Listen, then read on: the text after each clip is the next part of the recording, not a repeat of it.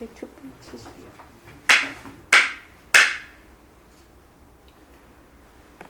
장시보살님도 몸도 안 되시니까 나오셨네. 네. 제가 뭐 공부도 비지 안 듣는데 이렇게 놔주시니까 저도 많이 또 분발이 됩니다. 부처님 말씀하신 도반이 공부시킨다는 말이다 이런 말씀이 아닌가 싶습니다. 지난 시간까지 저희가 부처님 10대 제자 품을 다 공부를 했습니다. 처음에 부처님 이제 유마거사가 병을 칭병해서 아파 누워 있습니다. 오는 사람마다 이 사대와 오온이 병든 것이고 언젠간 없어질 것이고 그 안에는 다 물거품 같은 것이고 이래서 이제 무상과 고법문을 꾸준하게 이제 하고 있어요. 하고 있으면서 이제 유마거사가 병을 방편으로 사람들에게 무상과 고법문을 꾸준히 하고 있는데 부처님이 이제 10대 제자에게 유마거사에게 문병을 하라 이렇게 얘기를 했습니다. 그래 10분의 제자분들 이제 뭐 가섭이니 목건년 또 가전년 부루나 또 뭐 계율제일 우바리 또 미행제일 부처님 아들 나호라 전자 또 안한전자 이런 분들한테 다 한 번씩 부처님이 권합니다. 가서 문병하라. 그러니까 이분들이 과거에 자기가 유마거사한테 한번 법문을 듣고 좀 부끄러운 것을 깨달은 그런 기억이 있어서 다들 이제 사양을 합니다. 이제. 그래서 10대 제자들이 각자 자기가 어떤 경우에 어떤 일로 유마거사한테 깨침을 받았다. 어떻게 보면 경책일 수도 있고요. 그래서 그걸 가지고 이제 쭉 스토리를 이제 나열을 합니다. 이제. 거기서 이제 가장 중요한 게 어떤 수행이나 보시나 또는 탁마나 탁발이나 두타행이나 설법이나 계율도 그 안에 공돌이가 들어가야 된다. 공에 대한 바탕이 없으면 그거는 빈수행이다. 이런 이제 그 일관된 주제가 쭉 흘러가면서 이제 유마거사의 본문이 쭉 흘러나옵니다. 그런 다음에 제작품이 끝나고 이제 나오는 게 보살품입니다. 보살품은 네 분이 등장을 해요. 첫째로 미륵보살, 두 번째로 광원동자, 세 번째로 지세보살. 지세라는 게 잡을 시자에 세상 세자예요. 지세보살. 네 번째가 선덕장자. 선덕, 수다따라 그러죠. 수다따 이분은 우리 금강의 기수급고독원 하는 급고독 장자의 이분이에요. 이 보살품에는 이 네 분이 나옵니다. 이렇게 보살품. 그러니까 부처님이 10대 제자에게 가서 문병하라. 그랬더니 10대 제자가 다 사양을 했습니다. 이제 부처님이 4명의 보살들에게 가서 유마거사에게 문병하라. 그러니까 이 네 분이 각자 자기가 왜 못 가는지, 그러니까 중간에 유마거사한테 한번 법문을 들은 얘기를 다 해줘요. 해주면서 자기 너무 부끄러워서 가서 참 문병하기가 너무 부끄럽다 이런 얘기를 하는 겁니다. 근데 이제 미륵보살은 어떤 분이냐 하면 도솔천에 계신 분이에요. 일생보초라는 이 수행 단계가 일생보초입니다. 어렵지만 뭐 그렇게 어려운 말도 아니에요. 일생보초. 한 생만 더 지나면 그 다음에 성불을 한다 이런 말입니다. 한 생만 더 지나면 그러니까 미륵보살이 많이 이제 보살행을 했기 때문에 부처님이 수기를 주셨어요. 그대는 한 생만 지나면 부처가 된다. 그걸 수기라고 그러죠. 그런 분이고요. 그 다음에 광음동자 이분은 빛으로 장엄, 그러니까 도량을 잘 장엄하는 그런 청년이에요. 청년 불자죠. 그래 그걸 광음동자라고 합니다. 그래서 거기서 어떠냐면은 진정한 도량이 무엇인가 그 얘기를 해요. 그러니까 그 미륵보살 때는 한 생만 지나면 다음 생에는 부처가 된다 그러니까 시간 있죠. 다음 시간, 미래, 현재와 미래, 과거 이 시간은 무엇인가 하는 문제를 얘기를 해요.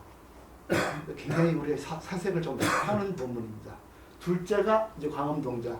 진정으로 도량을 잘 만드는데 도량은 무엇이고 장엄은 무엇인가? 그거에 대해서 굉장히 깊이 이제 탐구를 합니다. 사색을 합니다.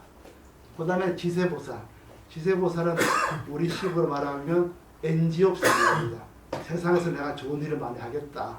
그래서 잡을 집자 세상세자예요. 근데 지세보살은 여성이 반이잖아요. 지구상에. 근데 여성이 아까 보면 늘 비구 같은 비구의 어떤 도리를 지켜서 늘 멀리하는 거예요. 그러니까 유마가사 나타나서 여자를 멀리하면 어떻게 여자를 부처님 성물에 못 끌고 가겠느냐. 그래서 멀리한다는 것이 과연 어떤 입장이냐. 그런 개를 지키는 게 뭐냐. 이런 문제를 갖고 얘기하는 게 지세보살이고요. 마지막으로 선덕장자는 수다따라고 기수국 고독은 굉장히 보시를 많이 하는 분이잖아요. 그래서 그분한테는 보시가 무엇이냐. 진정으로 부처님 보시와 일반 보시는 차이가 뭐냐. 우리 남한테 말 주잖아요. 주는 거는 삼성그룹도 할 수 있고 정부도 할 수 있고 누구나 교회에서도 할 수가 있습니다. 또 불교에서 한다는 보시는 뭐냐. 거기에 또 공돌이를 또 나타내는 도리가 있어요. 그래서 이 네 분이 보살필에 들어옵니다.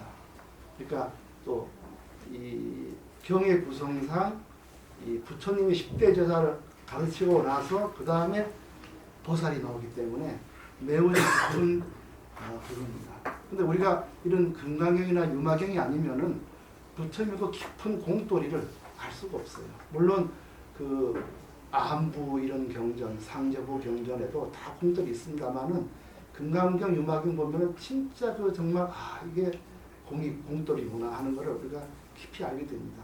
그리고 그 공을 깊이 알아야 비로소 깨달음이라고 할 수 있구나. 이거를 우리가 알 수가 있어요. 그래서 금강경과 유마경은 참 고맙습니다. 이 경이 없었으면은 우리가 정말 이게 정말 깨침이 이렇게 가는구나 하는 걸 짐작할 수가 없습니다. 그리고 백봉 선생님도 그 공부를 하시고 나서 금강경, 유마경은 매물 쓰셨습니다. 공부하셔서 금강경 쓰셨고 1년인가 2년 후에 유마경을 쓰셨어요. 그래서 역시 백봉 선생님도 부처님의 깊은 천리를 이제 그런 걸 통해서 다시 한번 이제 보신 거고 또 당신의 깨달음과 비춰서 더 깊은 그런 걸 했습니다. 그래서 이 공돌이가 매우 중요하고요. 근데 그 불교라는 게 잘 아시겠지만 깨달음이라는 게 무슨 특별하게 얻는 게 아닙니다. 계시와 달라요. 우리 오늘날 우리가 깨달음 그러면은 워낙 이제 기독교적인 컨셉이 많기 때문에 이게 무슨 특별한 사람만 알 수 있다든가 또는 굉장히 깊은 수행을 해서 뭐 다 얻는다 이런 생각을 하거나 또는 뭐 아주 그 말할 수 없는 모진 수행을 통해서 얻을 수 있는 것으로 이렇게 생각이 많은데 불교는 절대 그렇지 않습니다. 쉽게 알 수 있는 게 불교입니다. 부처님 돌아가실 때 제가 한번 말씀드렸을 거예요. 부처님이 돌아가실 때 그 안한존자가 부처님께 사본을 열어주세요 이런 말을 합니다. 사본. 스승사자의 주목권자예요. 이렇게 쓰죠? 맞나요? 스승의 주목이라는 뜻입니다. 이게 부처님 당시에 모든 이 교단의 기본 컨셉이 스승의 주목이에요. 스승이 죽기 전에 자기 비결을, 깨달은 비결을 싹 쓰는 거예요. 죽기 전에 자기 상수지자한테만 살짝 보여줍니다. 그걸 딱 죽는 거예요. 그러면 그 제자가 뭘 받기 때문에 그 교단을 끌어갈 수가 있는 겁니다. 그래서 안한존자도 자기가 워낙 부처님 사촌 동생이고 오래 모셨기 때문에 자기가 교단에 이제 이어받는 걸 기대를 했던 것 같아요. 그래서 부처님께서 만년을 부처님께 부처님 사본을 열어주세요 이런 말을 해요. 부처님이 나에게는 사본이 없다. 나는 이미 다 설했다. 내 말 따라 수행하는 사람은 누구나 부처가 될 수 있는 거다. 나에게 특별한 비결은 없다. 그런 말을 합니다. 그래서 불교는 늘 스승의 주목이 없다. 이런 말이 용어입니다. 우리가 유마경 앞으로 관중생품 보면은 스승의 주목이 없으면 이런 말이 나옵니다. 그게 다 그렇습니다. 그렇기처럼 불교는 그냥 우리 쉽게 생각하면 알아갈 수 있는 게 불교입니다. 그렇지 절대 다른 무슨 뭐 그런 것도 아니고 또 경도 무슨 비장의 경이 따로 있는 게 아닙니다. 어떤 뭐 비장의 경이다 말이 부처님 최후의 경이다 그런 거 없습니다. 금강에 하나 보면 다 우리가 알 수 있는 거고 깨달은 길이 들어가는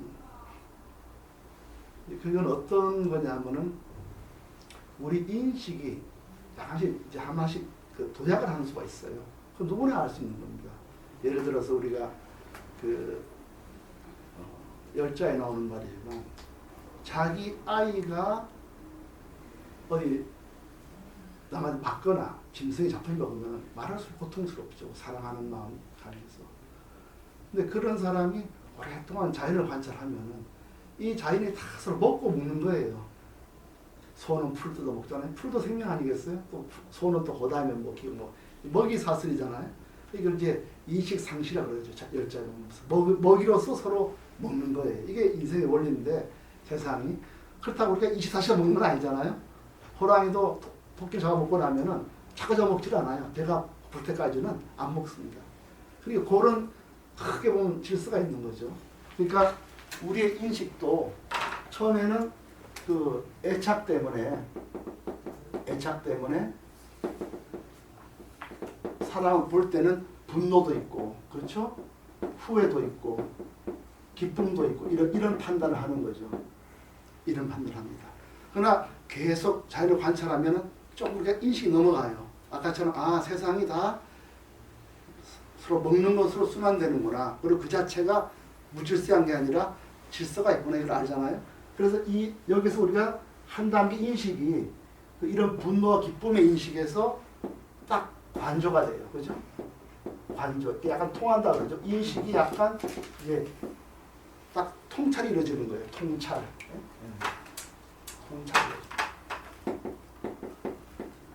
그러니까 이제 여기서 약간 관찰이 이루어지는 거죠. 관조. 아 이게 이렇게 해서 서로 처음에는 내가 굉장히 고통스럽고 내 집에 키우는 닭이 늑대가 물어가서 굉장히 분노했지만 가보니 어쨌든 내 닭을 내가 잘 지켜야 되겠지만 그러나 이게 먹고 하는 있고 또 그 속에 하나의 자연의 질서가 있구나 하는 걸 보다 보니 이걸 관조라 합니다. 그래서 하나 인식이 한 번 더 들어가는 거잖아요.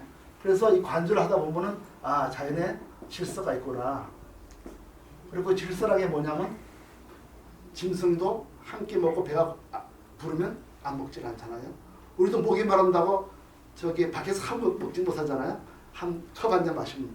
그래서 모든 게 다 그 한도가 있구나. 이걸 또 발견하게 돼요.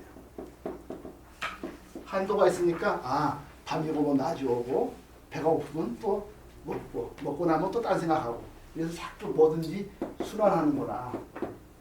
이 순환은 우주의 원리구나. 해와 달이 바뀌고 음양이 바뀌고 이렇게 해서 점점점 사물로 들어가면서 이 인식이 하나씩 넘어가는 거예요. 이제 이런 식으로 우리 불교가 부처님이 이제 우리한테 끌어가는 방식이 그런 겁니다. 그래서 맨 먼저 저는 그걸 이제 오늘 이제 우리가 이 공부를 하기 위해서 먼저 할 거는 먼저 생로병사가 있습니다. 그 앞에는 탐진치가 있어요. 먼저 우리가 고통을 느끼는 게 뭐냐면은 내 뜻대로 안 되고 폭력을 가하기도 하고 당하기도 하고 이렇게 해서 고통을 느끼잖아요. 그렇게 느끼면서 보니까 인생이 생로병사 우비원을 하는 거예요. 우비원. 이건 맨 처음 우리가 봅니다. 누구나 이제 피로 느낄 수가 있어요. 우비원. 그렇게 보다 보면은 그 다음에는 사람이 무상이라는 걸 알게 돼요. 무상. 그 다음에 우리가 인식으로 이해를 할 수 있습니다. 그렇죠? 무상. 아, 이상의 생로병사 끝없이 이어지는 거고 이건 고통이구나. 그래서 이거를 계속 보다 보면 인식이 한번 전화를 합니다. 그동안 알 수가 있어요. 아, 세상에 다 내라는 게 없구나. 우리가 상가집에 가고 나서 보면 다 느낍니다. 아, 죽음이라는 게 있구나. 그리고 그런 이제 그 무아의 도리를 알게 돼요. 그래서 울고불고 하다가 좀 관절하게 되는 거예요. 강조하다가 깊어지면 이제 관찰이 이루어지죠. 관찰. 이걸 관이라고 그러죠. 불교에서는 관찰이라고 그러고요. 법안이 열리는 거죠. 법. 무상관. 그래서 보면은 무아가 있고 무아를 깨닫게 되고요. 그래서 우리 마음속에 내 거라는 생각이 깊이 있기 때문에 그걸 못 깨닫는구나. 그래서 무아와 동시에 열반, 내라는 생각이 가라앉고 쉬는 거죠. 열반. 이걸 알게 됩니다. 이렇게 되면 이걸 법아라고 그러죠. 법안이라고 그러니까 이런 문을 알게 되는 거를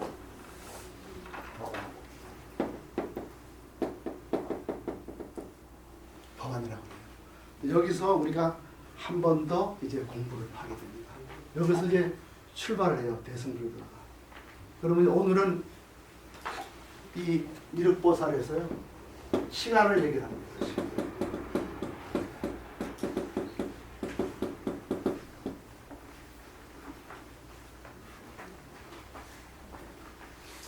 여기서 생로병사에서 우리가 무상을 이해하기 위해서는 우리 어떤 인식을 갖게 됩니까?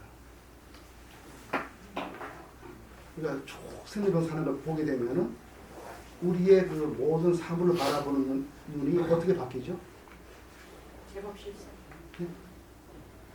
득실이라는, 그러니까 오래 보다 보면은 이 앞에 어떤 감정이 떨어져 나가냐면 득실이 떨어져 나가요.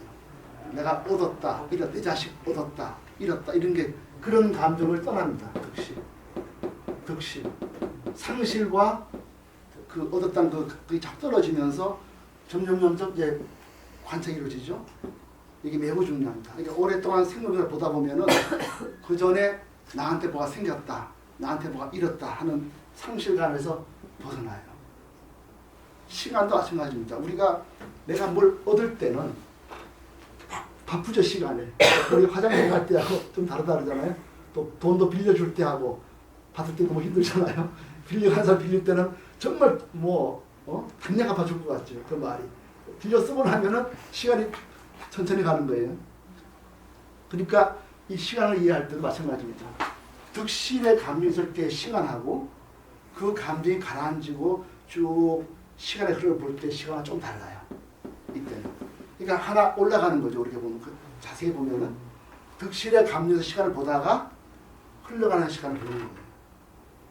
근데 이 시간도 물리학적으로는 많이 자르죠. 시계를 가지고 자르고 마이크로를 가지고 자르고 하잖아요. 그건 물리학적으로 이제 우리가 공통점을 갖기 위한 건데 우리는 그런 걸 안 따지고 우리 인식 세계에서 얘기하는 거예요. 그리고 득실의 시간에서 어떻습니까? 과거, 현재, 미래가 있는 시간이죠. 그걸 무상의 시간을 관찰했습니다. 그래서 무아가 있고 이건 다고요. 여기서 하나 일로 가는 겁니다. 그러면 이제 과거, 현재, 미래를 쭉 우리가 바라보고 있어요. 그건 다 우리 같이 바라보시는 겁니다. 근데 이제 불교에서 하나 더 얘기하는 거는 무상인데, 그 무상인데 현재 있잖아요. 지나가는 과거는 어디가 있죠? 시간이? 없죠. 또 현재라는 시간은 자꾸 지나가고 있고, 그죠? 잡을 수가 없어요. 또 우리가 미래라는 시간을 말을 했지만 아직 안 왔어요. 그러니까 그걸 좀 더 우리가 더 바라봅시다. 그러면. 과거는 지나가고, 현재는, 과거는 지나서 없고 만져볼 수도 없고 존재가 없어요. 현재는 지나가고 있고, 우리가 말로는 미래했지만 아직 안 오고 있어요. 그러면 시간의 존재라는 그 시간의 존재의 본질이 뭡니까?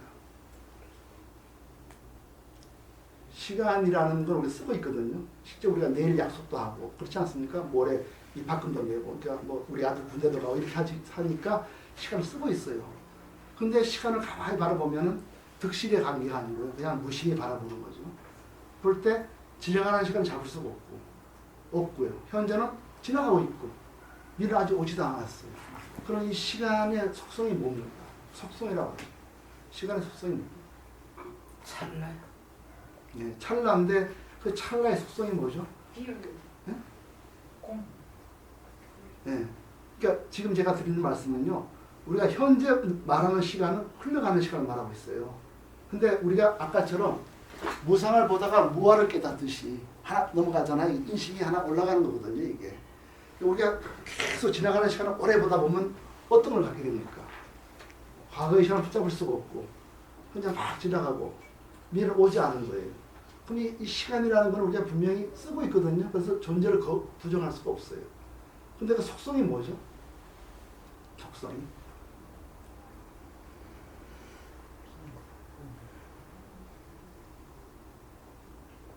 우리가 이제 그 어떤 거를 갖고서 얘기하려면은 실체가 있어야 되거든요.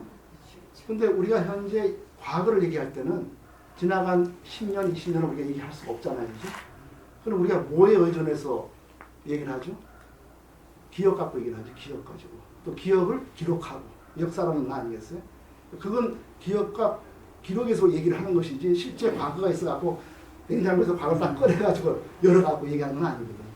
그렇지 않습니까? 그러면 이 시간의 본 속성이 뭐라고 할까요? 실체가 없다고 얘기를 할 수 있는 거죠. 실체가 없다고. 시간은 있긴 있대 실체가 없는 거예요. 지나가면 없어지고 그 무상을 깊이 보면 실체가 없어요. 그걸 우리가 공이라고 얘기할 수 있어요. 그는 뭐냐 하면은 무상에서 실체가 없으니까 공이다. 또는 실체가 없다. 무실이다.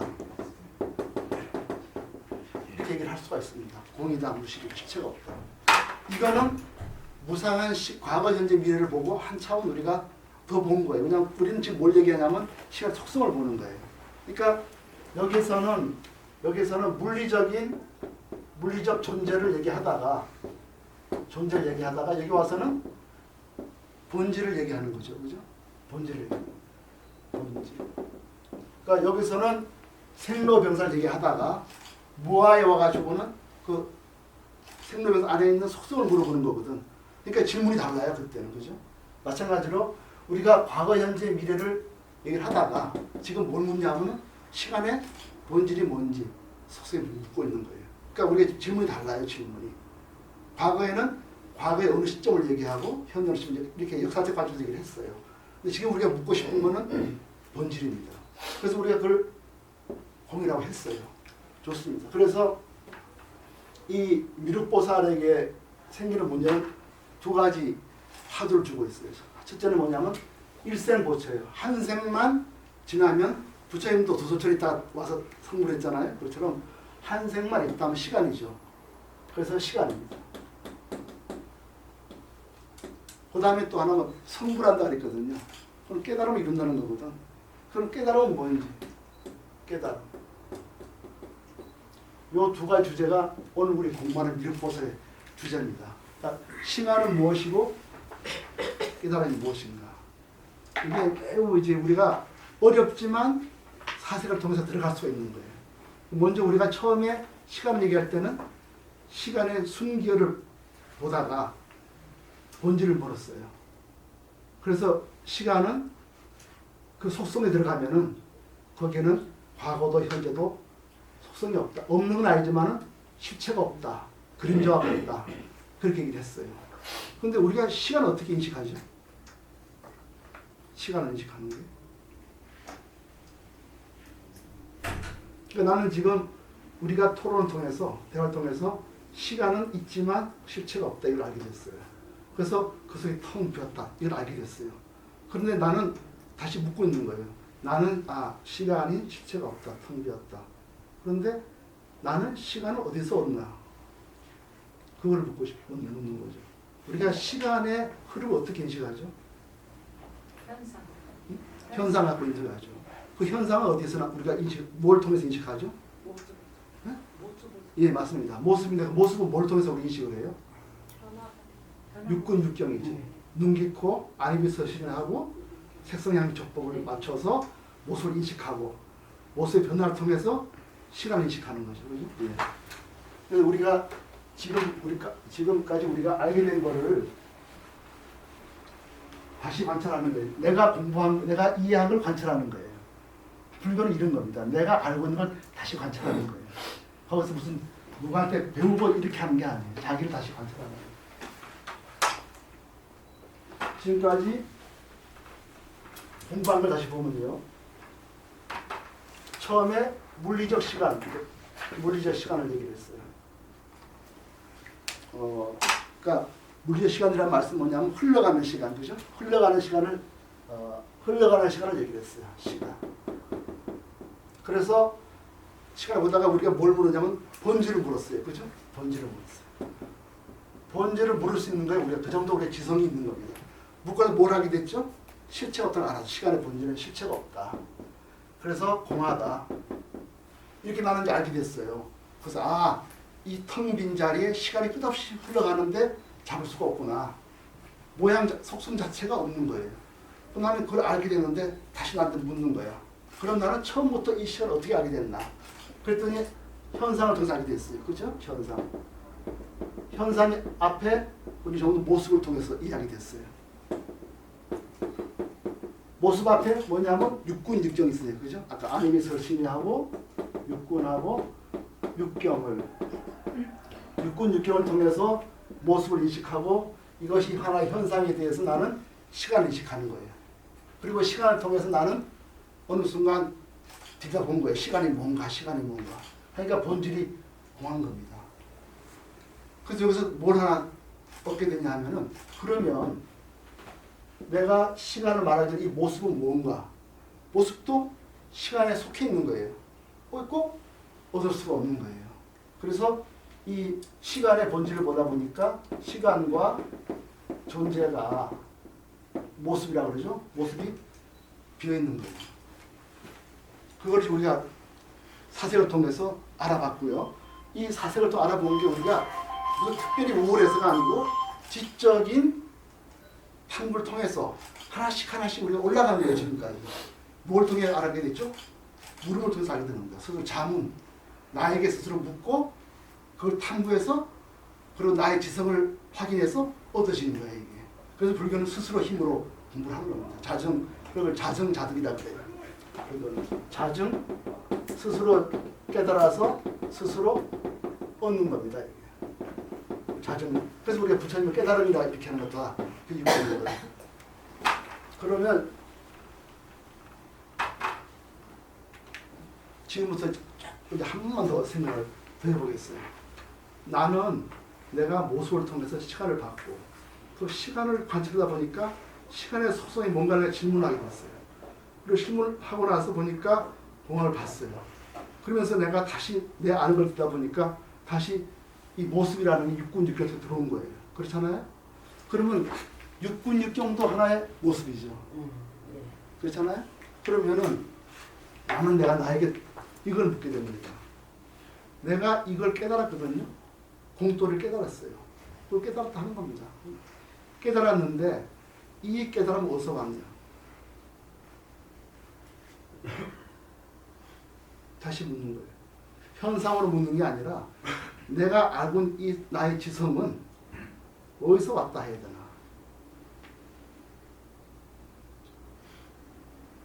그러니까 내가 지금 일체가 공을 알게 됐어요.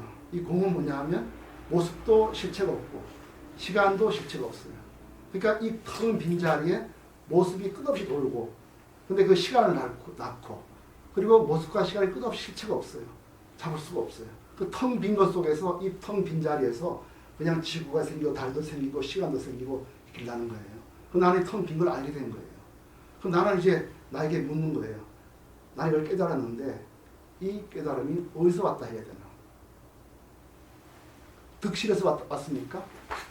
없고 이러면서 왔다 갈 수 있어요? 없고 이래서 왔다 하면은 나는 막 초조하거나 또는 기쁘거나 슬프 이렇게 해야 되거든. 그렇게 시간을 보면은 지금 같은 공을 볼 수가 있나요? 볼 수가 없습니다. 나의 지성은 내가 나를 바라볼 때 지금까지 나를 공을 깨달은 나의 인식은 아까처럼 득실에서 온 게 아니에요. 득실은 아까 육군 육경에서 왔잖아요. 내가 뭘 갖고 싶을 때는 시간이 급하고 또 갖고 싶지 않을 때는 시간이 안 가고 이런 차원의 시간은 이 공을 이해하는 시간과 다른 차원의 시간이에요. 우리가 그걸 알고 있어요. 그러면은 나에게 여러 차원 존재해줘요. 여러 차원이. 우선 육군 육경에 의한 더디다 빠르다는 시간이 나한테 있어요. 그렇죠? 그 다음에 시간을 오래 봐서 그냥 과거, 현재, 미래 정도로 보는 시간이 있어요. 내가 지금 보는 시간 그런 시간 아니고 시간의 본질을 보는 거예요. 모습의 본질을 보고. 그러면은 내가 공을 깨달은 그 깨달음은 나의 육군에서 나온 겁니까? 그렇지 않죠. 이 깨달음은 나의 그 탐진치라든가 그 의식의 흐름에서 나온 겁니까? 그럼 뭐에서 나온 거죠? 그럼 우리가 깨달음 뭘로 얘기해 드릴까요? 사람한테 내가 예를 들어서 달공사님한테 깨달음은 몸에서 나옵니다 이렇게 말하면 어떻게 될까요? 이분은 몸을 통해서 뭔가 얻어내 보려고 하지 않겠어요? 그럼 거기에 득실만 나오거든. 그러면 지금 우리가 깨달은 걸 전할 수가 없어요.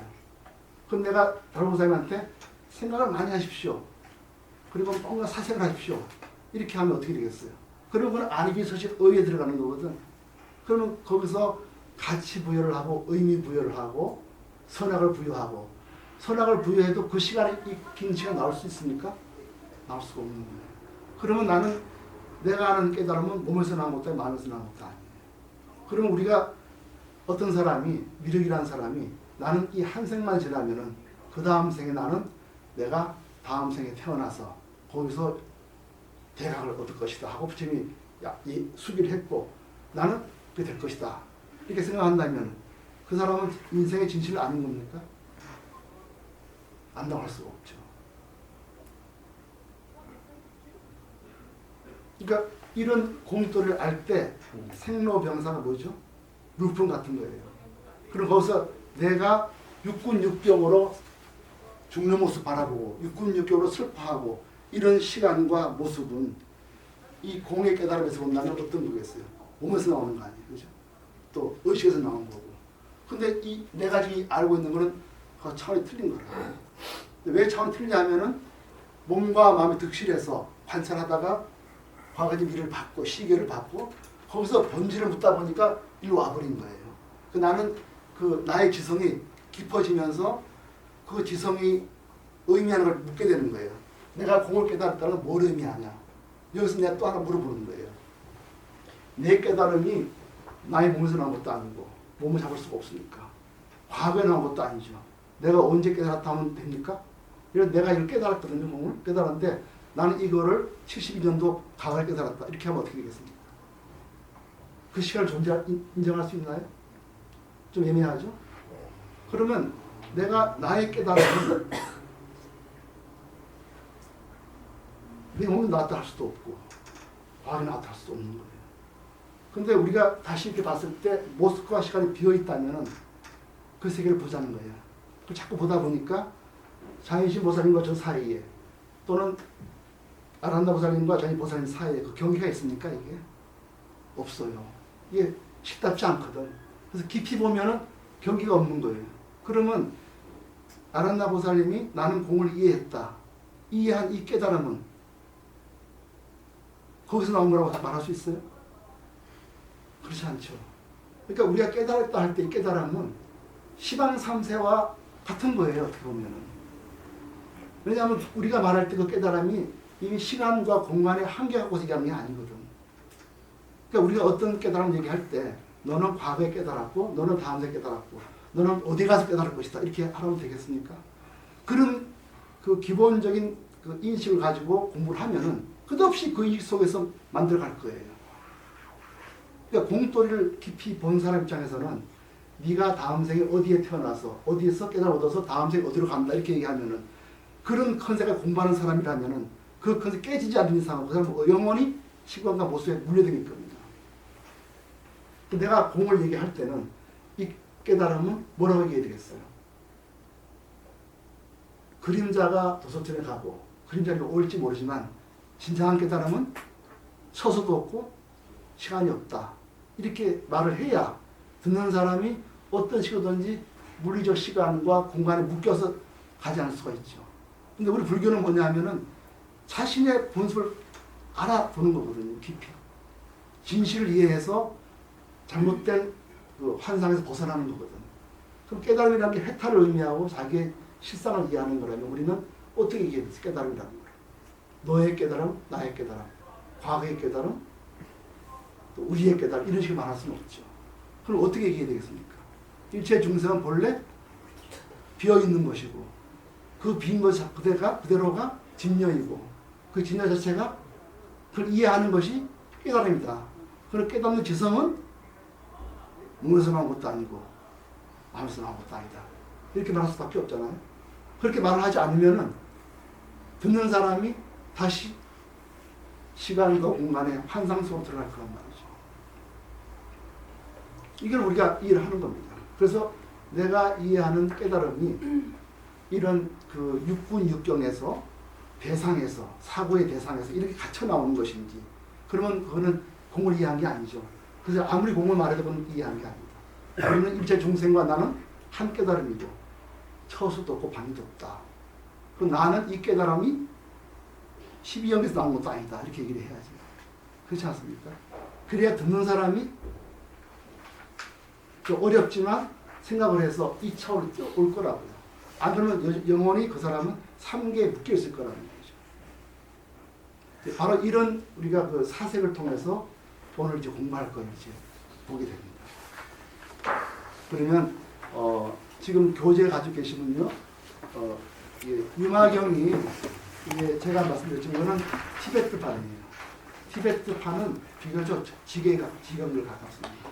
그 다음에 현장력이 있어요. 현장력은 시공사판입니다. 시공사판이 이제 지절판돼 있어요. 그리고 이제 구마라력은 추격입니다. 그래서 하다 보면 몇 개 빠진 게 있기 때문에 그건 제가 말씀드리겠고요. 그럼 지금까지 우리가 이해한 걸 통해서 공부하겠습니다. 다시 말씀드리지만 우리가 지금 이해한 것이 바로 부처님이 말한 깨달음이라는 겁니다. 그리고 그 깨달음을 통해서 내가 만약 육군 육경에 그걸 통해서 득실을 통해서 시간을 이해하면 그 깨달음이 아닌 걸 스스로 알 수가 있어요. 불교는 이렇게 스스로 자기를 이해하고 자기를 탐구하고 거기서 벗어나기 스스로 알 수 있는 게 부처님 보입니다. 그러면은 잊어버렸어요. 달공사님부터 좀 읽어보십시오. 67쪽을 보시고요. 책이 없는 분은 프린트에 다 있습니다. 프린트 2쪽을 보고. 그래서 그래서 제가 이 지금 미륵부살품 두 가지가 핵심입니다. 첫째는 숙이란 무엇인가? 너 다음 세계에 뭐가 된다는 숙이란 무엇인가? 그게 끝나면 그 다음에는 그 다음에 깨닫는다는 건 무엇인가? 두 가지를 화두로 삼아서 읽어보겠습니다. 그래서 읽어주겠습니다. 세존께서 다시 미륵보살에게 이르셨다. 미륵이여 그대가 저 유마의 병문안을 다녀오지 않겠느냐. 미륵이 여쭈었다. 세존이시여 저는 저 고매하신 분의 병문안을 엄두를 타낼 수가 없습니다. 왜냐하면 문득 이런 일이 생각나서입니다. 언젠가 제가 찬투시타를 비롯하여 도솔천에 속한 여러 천신들과 함께 보살대사의 불태전의 지위에 대해 덕담을 나누고 있을 때입니다. 여기까지요. 도솔천의 왕이 신투시다라는 사람이고요. 지금 보살대사의 불태전의 지위라는 게 바로 일생보처입니다. 더 이상 물러서 저거 일생만 있으면 그 다음 생에 승불한다. 그 말이 불태전이라는 거죠. 예. 유마가 제게로 오더니 이렇게 말하는 것이었습니다. 미륵이시여 세존께서는 일찍이 앞으로 한 생만 지나면 그대 역시 없는 다른 깨달음에 이르리라 예언하셨습니다. 그렇다면 그 한 생이란 도대체 어떤 생을 가리키는 것일까요? 과거의 생입니까? 미래의 생입니까? 아니면 현재의 생입니까? 만약 과거의 생이라면 이미 지나가 버리고 없습니다. 미래의 생이라면 아직 도달하지 않았습니다. 현재의 생이라면 계속 흘러가고 있습니다. 실제로 세존께서는 비구들이여 그대들은 단지 한 찰나간에 나고 늙고 죽고 흘러 거듭 태어나는 일 되풀이한다고 말씀하셨기 때문입니다. 혹시 그러한 생과 상관이 없다면 그것은 결국 궁극의 경지에 들어있는 일로서 거기에는 분명 아무런 생도 존재하지 않으며 생이 없으면 예언할 것도 없고 태어나는 일이 없으니 따라서 그 깨달음을 구할 일도 없을 것입니다. 네, 여기까지입니다. 지금 이게 유마거사의 말씀이지만 우리 수행자의 그냥 관찰법이에요. 내가 나를 관찰하는 겁니다. 지금 과거는 지나갔습니다. 미래의 생은 도달하지 않았습니다. 현재의 생은 흘러가고 있습니다. 부처님께서도 찰나간에 생사가 있다 이렇게 했으니까 만약 그렇다면 그 다음에는요 결국 궁극적인 문제인데 그 본성은 뭐냐? 거기는 공이다. 생이 없지 않느냐 이렇게 한 차원 딱 그 지성을 높여가는 거예요. 그래서 그렇다면 그 공을 이해한다면 그 안에는 생한 것도 없고 태어난 것도 없는데 부처님이 수기할 것도 없지 않겠습니까? 그리고 그 다음 문제가 그러면 깨달음을 구할 것도 없지 않겠습니까? 이렇게 얘기했어요.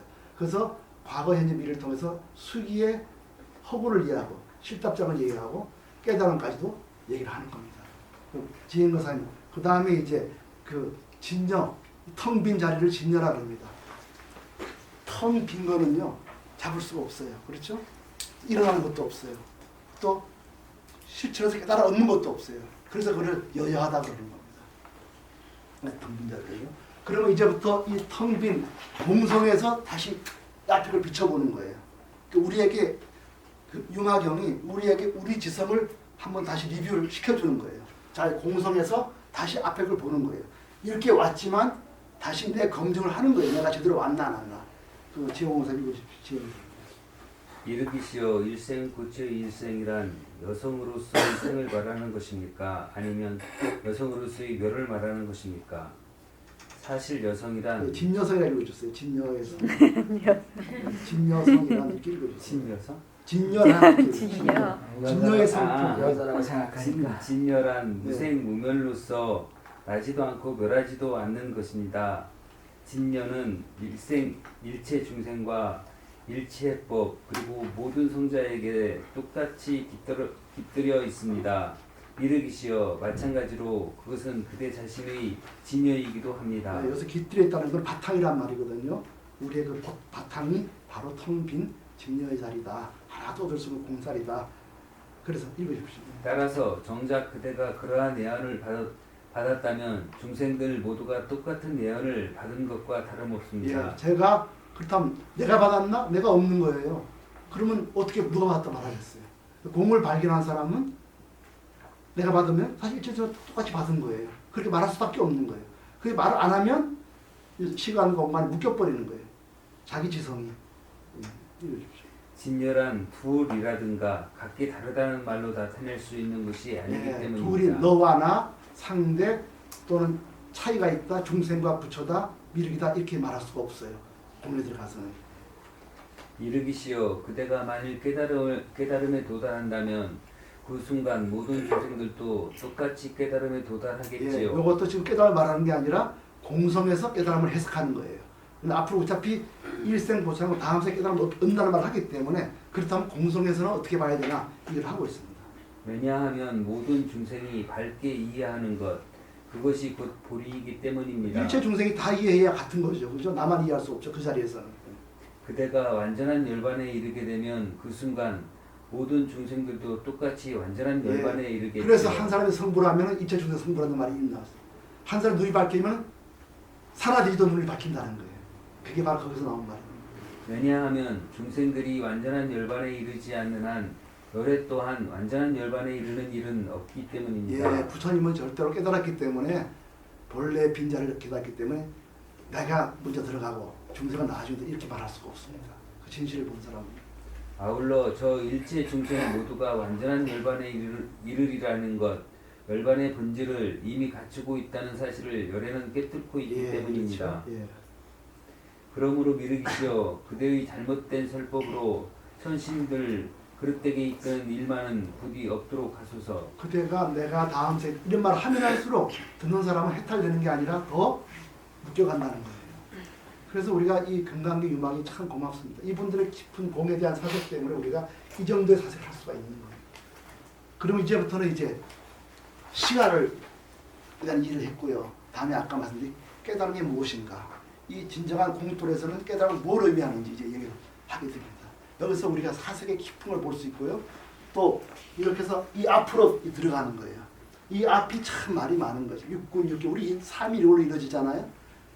득실이 있고 시비가 있고 슬픔이 있고 이 속으로 다시 리뷰합니다. 공을 깨닫고 나서 공을 통해서 다시 우리 삶을 리뷰하는 것이고요. 나의 지성은 이 삶에 어떤 의미가 있는지 공들을 갖고 산다는 것은 어떻게 산다는 것인지 이 얘기를 하고 있습니다. 매우 깊은 사색입니다. 지혜에서 읽어주세요. 보리에 대하여 보리란 정작 니라서 그것으로 들어가는 것도 아니고 그것으로부터 나오는 것도 아닙니다. 네, 깨달음을 하고 나서는 내가 들어갔다 다음 생 깨달음에 들어갔다 이런 얘기 하지 않게 됩니다. 미르기시여 우리 저 천신들로 하여금 보리를 무언가 특별한 것인 양 망상케 하는 일은 삼가 주십시오.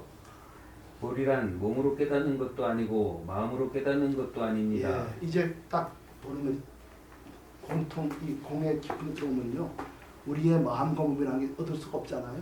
그러니까 몸을 잘 닦아라 마음을 이렇게 말하면은 그것은 더욱 상대방으로 하여금 더 묶이게 들어가는 거예요. 그래서 이런 말씀을 합니다. 보리란 모든 상이 정멸한 자리입니다. 보리란 일체의 인식 대상에 얽매이지 않는 것입니다. 보리란 아무런 의지로 일어나지 않는 것, 모든 분해를 끌어내는 예, 것입니다. 여기서 글자 하나 빠졌어요. 한 구절이. 제가 그 티베트판 이게에서 하나 빠진 게 뭐냐면 이게 우리 구마라트가 있습니다. 보리라 행하지 않는 것이 보리니 기억이 없는 것입니다. 이렇게 얘기를 하고 있어요. 대상 의미다. 언제 무슨 말인데 들으시면 돼요. 행하지 않는 것, 행이 없는 것이 이 깨달음이니 과거에 대한 기억이 없는 것이다. 이렇게 얘기해요. 이게 뭐냐면 우리가 시간이나 깨달음을 이해할 때 과거, 현재의 기억 갖고서 설명하지 말라, 이해하지 말라는 거예요. 여기는 시간이 끊어진 자리이기 때문에. 그래서 이거 하나 빠졌어요. 이게 어쨌든 그 다음에 읽어주세요. 보리는 모든 분별을 여의고 네, 70쪽이요. 예. 움직임과 생각과 마음의 동요로부터 훌쩍 벗어나 네. 있습니다. 나의 이 깨달음은 생각과 말과 행동이라는 이런 12연기에 있죠. 육군육식 이걸 일어난 게 아닌 걸 아는 거예요. 그래서 내가 만 육군육식으로 시간을 얘기하면은 그거는 세속에서의 길은 맞을지 모르지만 그거는 깨달음의 길은 아니에요. 그렇게 얘기하면. 그래서 우리가 수행할 때도 내 의식 수준이 어디 있는지를 봐야 됩니다. 그 다음에 저 자인지 보살 그 옆에 아란다고 선생님 읽어주시겠어요. 보리란 아무런 바람도 품지 않는 것, 일체의 얽매임을 벗어나 집착 없는 상태에 이르는 것입니다. 집착이나 얽매임 이 상태에서 모습을 이해하거나 시간을 이해하면은 결코 지금 같은 우리 세계에 들어올 수가 없습니다. 보리란 진실의 극한에 머무는 일로서 마음은 물론 그 인식 대상의 법도 없는 까닭에 문자 그대로 불이이며 허공과 같기 때문에 진실로 평등합니다. 보리는 나지도 않고 멸하지도 않으며 멈추지도 않고 변화하지도 않는 무의 그 자체입니다. 보리란 모든 사람들의 마음과 행동과 의지를 꿰뚫는 것이지만 결코 인식의 장인 12처를 그 문으로 삼지는 않습니다. 우리가요 깨달음이라는 거는 공을 통해서 삶을 이해하는 거예요. 본질을 그렇게 이해하지. 내가 그렇다 그래서 그 인식이라는 게 육군 육식을 통해서 이해하는 그런 차원과 달라요. 또 내가 앞으로 깨달음을 살아갈 때는 육군 육식을 의지로 해서 그걸 통해서 득식 시비를 걸어가는 일은 깨달은 길이 아니라는 거죠.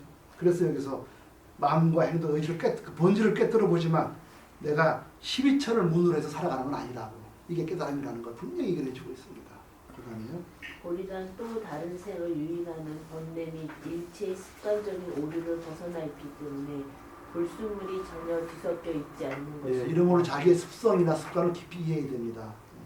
보리란 처와 비처를 떠나 있기 때문에 장소와 방위와는 상관이 없습니다. 공부하는 이 자리를 시간과 공간을 자꾸 정해서 그걸로 하는 건 아니라는 거예요. 보리란 결코 무엇이 일어나는 것도 아니고 진야 안에 존재하는 것도 아닙니다. 보리는 단지 하나의 명칭일 뿐이며 모든 명칭은 실제와 무관합니다. 보리는 취할 것도 버릴 것도 아니기에 생각의 물결이 일어나지 않습니다. 보리는 아무런 혼란도 없고 청정하며 밝게 빛나는 것으로서 원래 깨끗합니다. 보리에는 인식이란 것도 없고 아무런 대상도 갖지 않습니다. 깨달음이라는 것은 내가 나의 생각으로 어떤 대상을 갖고 사는 그거 달라요. 그래서 우리가 깨달음할 때 늘 마음속에 이미지를 갖고 있잖아요. 그런 거 갖고 아니라는 거예요. 이건 공을 이해한다는 거는 내가 깨달음이라면 이런 것이다 자꾸 생각하는 거 있죠. 그렇게 해서 절대 안 됩니다. 그럼 자기를 묶고 가는 거예요. 아 우리 선생님 이렇게 말했으니까 그런 거 아니겠냐. 늘 이렇게 상상을 많이 해요. 그렇지 않습니다. 일체가 빈 걸 이해하고 그 빈 거에 대한 의미를 이해하는 게 깨달음의 길인 것이지. 그다음에 보리란 모든 존재의 평등성을 이해하는 일이기에 거기에는 아무런 차별도 존재하지 않습니다. 비유로서 말할 수 없는 것이기에 절대적입니다. 공은 절대로 비유가 아닙니다. 내 지성으로 깊이 사물을 봐서 이해하는 것이지 어떤 걸 자꾸 이미지를 연상하는 게 아니라는 거예요. 그 이미지 역시 육군 육식에서 나온 거기 때문에 그렇게 공부해서는 얻을 수가 없습니다. 극히 이해하기 어려운 것이기에 미묘하다고 말합니다. 보리란 허공과 같은 성질의 것이기에 어디에고 없는 곳이 없습니다. 그것은 몸에 의해서든 마음에 의해서든 깨달아 얻을 수 있는 것이 아닙니다. 마지막으로 이게 우리 깨달음이라는 건 지금까지 말한 정의라고 있어요. 이 깨달음은 깊은 지성을 통해서 이해하지만 그거는 몸과 마음의 식으로 얻은 게 아니다. 우리가 몸과 마음의 식에서 한 차원 뛰어넘어서 본질을 깨뜨려 보는 거다. 그런 얘기를 하는 거예요. 그러면서 왜 몸과 마음으로 이해하면 안 되는지 다시 한번 설명을 하고 있습니다. 읽어주십시오. 왜냐하면 몸은 단지 풀이나 나무나 돌담이나 도로나 그림자 같은 것에 지나지 않으며 마음은 정작 비물질적인 것이고 모양과 근거가 없는 것이며 내보일 만한 대상이 없는 것이기 때문입니다. 세존이시여, 그의 이 같은 말에 당시 무리 가운데 있던 200명의 천신들이 그 자리에서 제법은 불생이라는 확신을 얻었습니다. 저는 아무런 대꾸도 할 수 없었습니다. 세존이시여, 그러하기에 저는 저 고매하신 분의 병문안을 엄두조차 낼 수가 없는 것입니다. 예, 이렇습니다. 그래서 백봉 선생님께서 그 프린트를 보시면요, 이 육보살품에 대해서 이렇게 말씀하셨어요. 은님보살 좀 따라 읽으시고 잘 읽으시고 예, 보살 분장보살님 이렇게 사쪽에 말이죠. 예. 그 백봉생 강을 읽으면 시간이 많이 지나서 가히 보리로서 다시 보리를 얻으려 하지 말 것이다. 무슨 까닭이냐? 보리가 곧 나이며 내가 곧 보리이니 내가 나를 어떻게 구하여 예, 얻겠느냐? 나의 본받은 호봉인데 이제 그걸 어떻게 내 깨닫고 하겠느냐 이렇게 말씀하세요. 그것도 선생님 한 번 더 올라가신 겁니다. 이게 공돌이에서 그게 보라 나의 바탕이다. 이까지 나가셔버렸어요. 그 밑에 한자 지나서 읽어주십시오. 모두 무능 아니, 나의 돈은 능함이 없으고 나의 돈은 능함이 없으니 부처를 짓는다. 나의 돈은 하염이 없으니 만법을 세운다. 나의 돈은 비롯이 없으니 고금을 꿰뚫는다. 나의 돈은 옹덕이 없으니 삼계를 감싼다. 나의 돈은 한량이 없으니 생멸이 없다. 나의 돈은 인연이 없으니 중생을 건진다. 나의 돈은 이름이 없으니 목숨이 허공과 같다. 노래로 보리도의 일단을 읊어본 것이다. 이렇듯이 당당하여 상대가 끊겼고 이렇듯이 외외하여 그 윤기가 꺼졌으니 시방에 피어서 하늘을 덮었고 일체를 거두어서 땅을 실었고 예, 여기 바로 공돌이를 지금 말씀하시는 겁니다. 예. 그 향기라서 호호하고 그 묘미라서 역력하니 이 있음이나 이 없음이냐 이 헛됨이냐 이 실다움이냐 실상이 허철하니 뜻길이 꺾이었고 영지가 확연하니 말머리가 궁하였을세 업지 이름이 내가 보리라 하겠다. 보리는 모습이 없다. 모습이 없는 줄을 알아 믿으면 이것이 닦음이니 다시 무엇을 닦아 취할 것이며 보리는 성품이 없다. 성품이 없는 줄을 알아 믿으면 이것이 요증이니 다시 무엇을 요증하여 얻겠는가. 이와 같이 엮어감이 참 보리도인 줄로 알라. 이 대목에 명심을 하고 배우지 않음을 배우고 닦지 않음을 닦고 요정함이 없음을 요정하는 알찬이가 아니면 이 당처의 소식에 의리둥절하는지도 모르니 그만 일체만법을 방아착하는 방향으로 달리라. 예, 시영청이 예. 휘영청이 밝은 영지 이 바로가 산내러니 청산이 머리를 저으며 무리로 오는다. 예, 이 도리에 와서는 일체로 이렇게 육분육식으로 모습 가지고 하면은 그럴 수 없다. 이런 말씀을 하십니다. 시간이 많이 가서요. 예, 잠깐 눈을 감고 오늘 그 했던 그 미륵보살편을 한번 본인보살님 잘 읽으시니까 다른 분 눈을 감고요. 오늘 미륵보살편 한번 다시 한번 들어보시기 바랍니다. 이 속에 그 부처님 제자들이 부처님 법문을 정한 공을 깨달아가는 과정, 그 속에서 진정하게 깨달은 무엇인지, 그 깨달음이 다시 되돌아와서 나의 인식에 어떤 의미를 주는지, 그 인식의 그 한계를 어떻게 봐야 되는지, 또 내 삶을 다시 어떻게 보는지, 그 속에서 깨달음이 깊숙이 가는 것은 어떻게 한다는 것인지 이런 거를 쭉 알려주고 있습니다. 분유선 읽으십시오.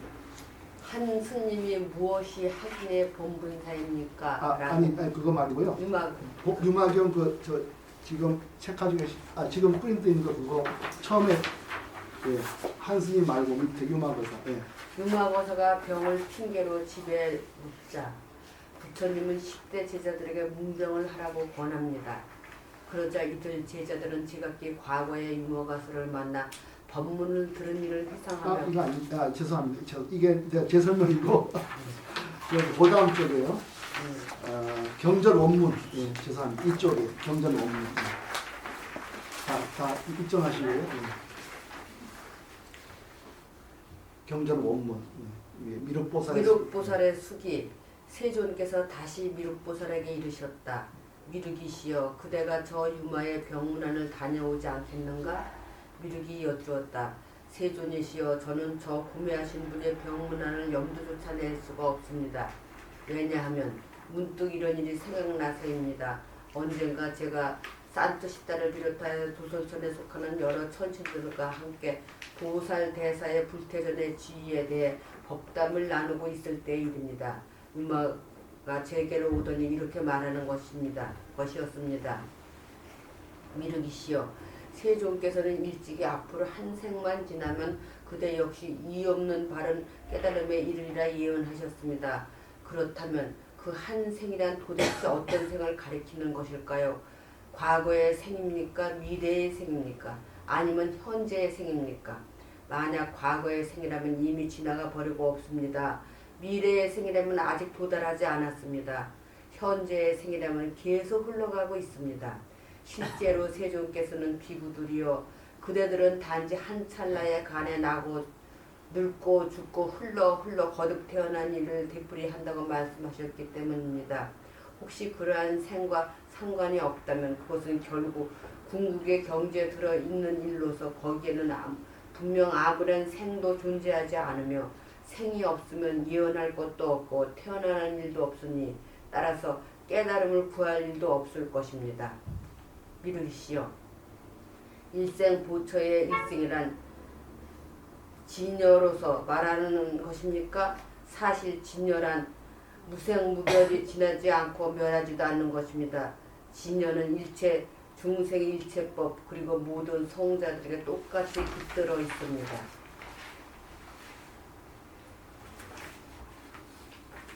미륵이시여 그것은 그대 자신이 진여이기도 합니다. 따라서 정작 그대가 그러한 예언을 받았다면 중생들은 모두가 똑같은 예언을 받은 것과 다름이 없습니다. 진여란 둘이라든가 각기 다르다는 말로 나타낼 수 없는 것이 아니기 때문입니다. 미륵이시여 그대가 만일 깨달음에 도달한다면 그 순간 모든 중생들도 똑같이 깨달음에 도달하겠지요. 왜냐하면 모든 중생이 밝게 이해하는 것 그것이 곧 보리이기 때문입니다. 그대가 완전한 열반에 이르게 되면 그 순간 모든 중생들도 똑같이 완전한 열반에 이르겠죠. 왜냐하면 중생들이 완전한 열반에 이르지 않는 한 열애 또한 완전한 열반에 이르는 일은 없기 때문입니다. 아울러 저 일체 중생 모두가 완전한 열반에 이르리라는 것 열반의 본질을 이미 갖추어 있다는 사실을 열애는 꿰뚫고 있기 때문입니다. 그러므로 미루시오. 그대의 잘못된 설법으로 천신들을 그릇되게 이끄는 일만은 부디 없도록 하소서. 네, 좋습니다. 제가 읽겠습니다. 계속요. 보리란 정작 위라서 그곳으로 들어가는 것도 아니고 그곳으로부터 나오는 것도 아닙니다. 미륵이시여 부디 저 천신들로 하여금 보리를 무언가 특별한 것인 양 망상케 하는 일은 삼가해 주십시오. 보리란 몸으로 깨닫는 것도 아니고 마음으로 깨닫는 것도 아닙니다. 보리란 모든 상이 전멸한 자리입니다. 보리란 일체 인식 대상에 얽매이지 않는 것입니다. 보리란 아무런 의지도 일어나지 않는 것, 모든 견해를 끊어내는 것입니다. 보리는 행하지 않는 것이니 행일하지 않는 것이니 기억으로서 보는 것이 아닙니다. 보리는 모든 분별을 여의고 움직임과 생각과 마음의 동요로부터 훌쩍 벗어나 있습니다. 보리란 아무런 바람도 품지 않는 것, 일체의 얽매임을 벗어나 집착 없는 상태에 이르는 것입니다. 보리란 진실의 극한에 머무는 일로서 마음은 물론 그 인식 대상인 법도 없는 까닭에 문자 그대로 불이이며 둘이 아니며 허공과 같기 때문에 진실로 평등합니다. 보리는 나지도 않고 멸하지도 않으며 멈추지도 않고 변하지도 않는 무의 그 자체입니다. 보리란 모든 사람들의 마음과 행동과 의지를 꿰뚫는 것이지만 결코 인식의 장인 12처를 그 문으로 삼지는 않습니다. 보리란 또 다른 생을 유인하는 번뇌 및 일체의 습관적인 오류를 벗어나 있기 때문에 불순물이 전혀 뒤섞여 있지 않는 것입니다. 보리란 처와 비처를 떠나 있기 때문에 장소와 방위와는 상관이 없습니다. 보리는 결코 무엇이 일어나는 것도 아니고 진야 안에 따로 무슨 보리라는 게 있는 것도 아닙니다. 보리란 단지 하나의 명칭일 뿐이며 모든 명칭은 실제와 무관합니다.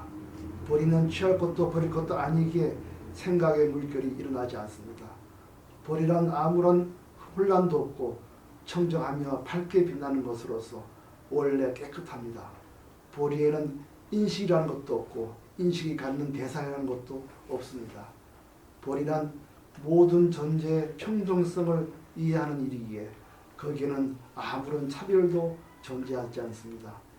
비유로서 말할 수 없는 것이기에 절대적입니다. 극히 이해하기 어려운 것이기에 미묘하다고 말합니다. 보리란 흑암과 같은 성질의 것이기에 어디에든 없는 것이 없습니다. 그것은 몸에 의지해서든 마음에 의해서든 깨달아 얻을 수 있는 것이 아닙니다. 왜냐하면 몸은 단지 풀이나 나무나 돌담이나 도로나 그림자 같은 것에 지나지 않으며 마음은 정작 비물질적인 것이고 모양과 근거가 없는 것이며 내보일 만한 대상이 없는 것이기 때문입니다. 세존이시여, 이 같은 유마고사의 말에 당시 200명의 천신들이 그 자리에서 제법은 일어나지 않는 날은 무생법인을 얻었습니다. 저는 아무런 대꾸도 할 수가 없었습니다. 좋습니다. 그래서 맨 앞에 오늘 제가 한 구절을 붙였어요. 맨날 보시면은 조주선사의 법문이 있습니다. 이거는 한번 하고 이제 끝을 내겠습니다. 어떤 사람이 하기는 말이죠. 내가 뭘 해야 됩니까? 내가 공부를 어떻게 해야 돼? 이렇게 물었습니다. 그렇게 말할 때 너는 뭐뭐로 해라 이렇게 말하면 어떻게 되겠습니까? 그 사람이 깨달아갈 수 있을까요? 더 웃겨갑니다. 그래서 조조서 이렇게 했어요. 나무가 흔들리면 새들이 날아가고 고기가 놀라면 물이 흐려진다. 스스로 그 길을 걸으면 어둠의 길로 걸어간다. 이렇게 말을 했습니다. 이게 오늘 우리 인부살의 일생보처 시간은 무엇이고 그 깨달음 무엇인가 이런 이해를 했습니다. 애쓰셨습니다.